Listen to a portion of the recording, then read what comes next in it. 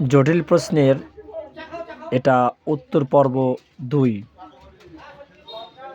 আপনারা আরও সুন্দর সুন্দর প্রশ্নের উত্তর দিতে হবেন উত্তর পর্ব ২-এ। নম্বর প্রশ্ন, কবরস্থানে জুতো পরে যাওয়া যাবে কি? এই প্রশ্নের উত্তরে আমরা দুখানা হাদিস পরপর বয়ান করব। প্রথমত একটা হাদিস আবু দাউদ ৩২৩০। নবী করিম সাল্লাল্লাহু আলাইহি সাল্লাম বলেছেন, এক ব্যক্তি কবরস্থানের উপরে জুতো পরিহিত অবস্থায় যাতায়াত করছেন। নবী করিম সাল্লাল্লাহু আলাইহি সাল্লাম বললেন, তোমার জুতো দুটো খুলে ফেলো। এ থেকে বোঝা যায় জুতো পরিহিত অবস্থায় কবরস্থানে ওঠাটা উত্তম কাজ নয়। আর একটি হাদিস দ্বারা আমরা দেখতে পাই যে সহিহ মিশকাত হাদিস নম্বর ১২৬, আনাস রাদিয়াল্লাহু তাআলা আনহু হতে বর্ণিত, নবী সাল্লাল্লাহু আলাইহি ওয়াসাল্লাম বলেছেন, বান্দাকে যখন কবরে রেখে দেওয়া হয়, তার সঙ্গীরা, আত্মীয় স্বজন, পরিবার পরিজন, বন্ধুবান্ধব সেখান থেকে চলে আসে। আর যখন তারা চলে যায় কবরস্থানে একাই মৃতদেহকে রেখে, তখন ঠিক চলে যাওয়ার সময় সেই জুতোর শব্দ সে শুনতে পায়। তাহলে এই হাদিস থেকে বোঝা যায় যে কবরস্থানে জুতো পরে যাওয়া যাবে। কিন্তু শিষ্টাচারের দিক দিয়ে দেখলে কবরস্থানে জুতো পরে যাওয়াটা খুব একটা ভালো দেখায় না, তাই খুলে প্রবেশ করাটাই সবচেয়ে উত্তম। আর কেউ যদি জুতো পরে যায় তাতেও কোনো অসুবিধা নেই, কিন্তু জুতো পরে গর্ববোধ করা যাবে না। তবে শিষ্টাচারের দিক দিয়ে জুতো বাইরে খুলে প্রবেশ করাটা সবথেকে ভালো। আশা করি উত্তরটা পেয়েছেন। প্রশ্ন নম্বর ৭, কবরস্থানে আগাছানাশক এর জন্য বিষ প্রয়োগ করা যাবে কি, বা কবরস্থানে অন্যান্য গাছপালা লাগা যাবে কি? রাসূল সাল্লাল্লাহু আলাইহি সাল্লাম কবরকে পাকা করা হোক, কবরের উপর ঘর নির্মাণ করা হোক, এটা তিনি নিষেধ করেছেন। কবরের উপরে বসা, এটা তিনি নিষেধ করেছেন। মানুষ যদি কবরে গাছ লাগায় তাহলে স্বাভাবিকভাবে মানুষ সেই কবরস্থানের উপর দিয়ে যাতায়াত করবে।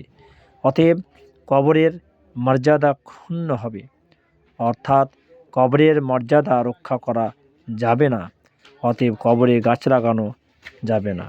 মুসলিম মিশকাত ১৬৯৭ হাদিস। এছাড়াও কবরস্থানে বিষনাশক বা কীটনাশক ব্যবহার করা যাবে কি না ঘাস এবং গাছ মারানোর জন্য, বুখারী ও মুসলিম হাদিসের মধ্যে আল্লাহ তাআলা আমরা জানতে পারি যে আল্লাহর নবী একদিন রাস্তা দিয়ে যাচ্ছেন, হঠাৎ করে রাস্তার ধারে দাঁড়িয়ে গেলেন। সে রাস্তাতে দুটি কবর ছিল। আল্লাহর নবী বললেন, এই দুটি কবরে আযাব হচ্ছে। সাহাবী বললেন, ইয়া রাসূলুল্লাহ, কী কারণে আযাব হচ্ছে? নবী করিম সাল্লাল্লাহু আলাইহি ওয়াসাল্লাম বললেন, এদের মধ্যে একজন লোকের গীবত করে বেড়াত, আর অপরজন পেশাবের ছিটা থেকে দূরে থাকতেন না, তাই এদের দুজনের কবরে আযাব হচ্ছে। নবী করিম সাল্লাল্লাহু আলাইহি ওয়াসাল্লাম বললেন সাহাবীদের, যাও তুমি খেজুর ডাল নিয়ে এসো। সেটা আনা হলো। আল্লাহর নবী দুই ভাগ করে বিভক্ত করলেন এবং দুটি কবরে রেখে দিলেন। বললেন, যতদিন পর্যন্ত এই ডাল কাঁচা থাকবে ততদিন পর্যন্ত এদের কবরের আযাব কমতে থাকবে।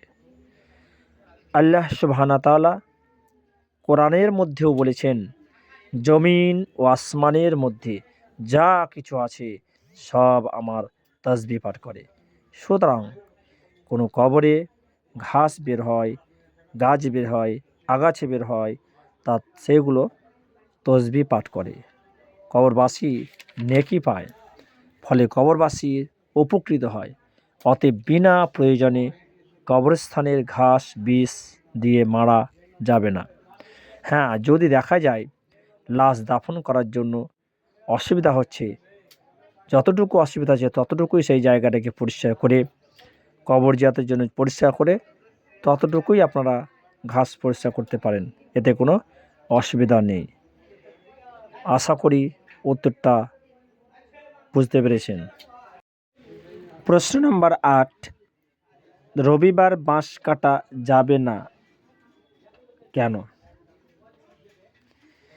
এর উত্তরে বলা যায় যে সমাজে অনেক কুসংস্কার যুক্ত কথা রয়েছে, এখনও চলছে। অনেক কথা রয়েছে সেগুলো ভিত্তিহীন। তার মধ্যে একটি হলো এই রবিবারে বাঁশ কাটা। এটা ইসলামিক দিক দিয়ে এর কোনো ভিত্তি নেই, এর কোনো মূল্য নেই। বাঁশ আপনি যে কোনো দিন কাটতে পারেন, এতে ইসলামিক কোনো বাধা বিধি নিষেধ নেই। হ্যাঁ, এটা খ্রিস্টানদের প্রচলন, তারা রবিবার কোনো কাজ করতেন না, এই জন্য রবিবার আমাদের ছুটি পালন করা হয়। রবিবার কোনো কাজই করতেন না, সেটা এখনও চলে এসছে আমাদের মধ্যেও। তাই তেনারা বাঁশ টাস কিছুই কাটতেন না। সেই প্রচলন, তাদের প্রচলনের কথা এখানে চলে এসছে, কিন্তু ইসলামের কোনো ভিত্তি নেই। অতএব যে কোনো দিন আপনি বাঁশ কাটতে পারেন। আশা করছি উত্তরটা পেয়েছেন। পরবর্তী প্রশ্নগুলির উত্তর পেতে গেলে বা দেখতে গেলে বা জানতে গেলে পরবর্তী পর্বে জন্য চোখ রাখুন। পর্ব আসিতেছে 3 নম্বর পর্ব আসিতেছে।